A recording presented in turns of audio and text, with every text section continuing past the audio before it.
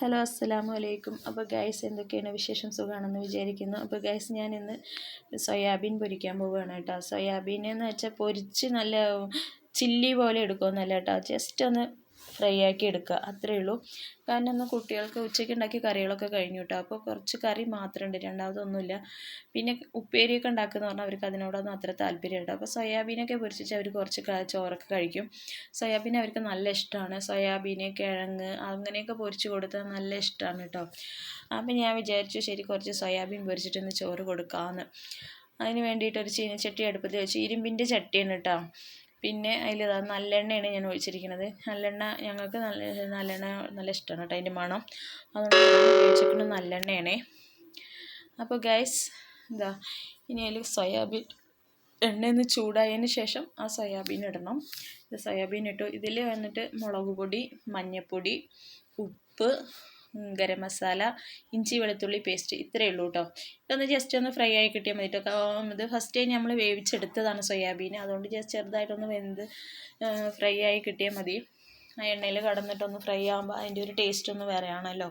പിന്നെ ഞാനിത് ചില്ലി പൊരിച്ച് കൊടുത്ത് വിടാറുണ്ട്. ഇന്ന് പിന്നെ ചില്ലി പൊരിക്കാനുള്ള മസാലയൊന്നും ഇവിടെ ഇല്ല കേട്ടോ.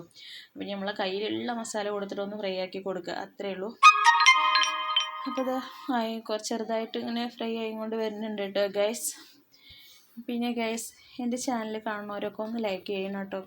പിന്നെ എല്ലാവരും എന്താണ് വെച്ചാൽ ഇത് കാണണമൊക്കെ ഉണ്ട്, പക്ഷേ ലൈക്ക് ആരും അങ്ങനെ ചെയ്യാറില്ല കേട്ടോ. ഒന്ന് ലൈക്ക് ചെയ്ത് സബ്സ്ക്രൈബ് ചെയ്ത് കമൻറ്റ് ചെയ്ത് സപ്പോർട്ട് ചെയ്യണേ.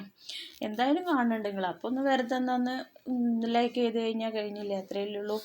എനിക്കതൊരു സഹായമാവും, അതുകൊണ്ടാണ് കേട്ടോ. ഒന്ന് സബ്സ്ക്രൈബ് ചെയ്യണേ. അപ്പോൾ ഇത് ഏകദേശം ഫ്രൈ ആയിക്കൊണ്ടിരിക്കുന്നുണ്ട് കേട്ടോ. ഇത് നല്ല ടേസ്റ്റാണ്, ചെറിയ മക്കൾക്കൊക്കെ നല്ല ഇഷ്ടമാവും കേട്ടോ.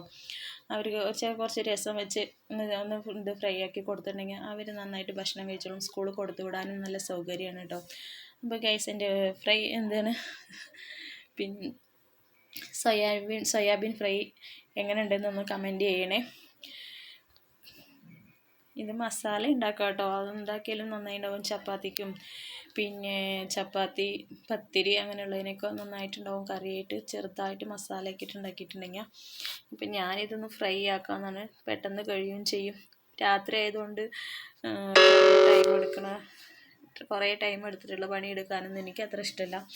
അതുകൊണ്ട് ശരി പെട്ടെന്ന് ഇതൊന്ന് ഫ്രൈ ആക്കി കൊടുക്കാമെന്ന് വിചാരിച്ചിട്ടാണ്. എന്താ ഏകദേശമായി തുടങ്ങിയിട്ടുണ്ട് കേട്ടോ ഗൈസ്. പിന്നെ ഇത് നല്ല വെളുത്തുള്ളിയൊക്കെ ഇങ്ങനെ മൂത്ത് വരുമ്പോൾ നല്ലൊരു മണമാണ് കേട്ടോ. ആ മണം കേട്ടാൽ തന്നെ നമുക്ക് നന്നായിട്ട് ചോറ് കഴിക്കാൻ കഴിയും.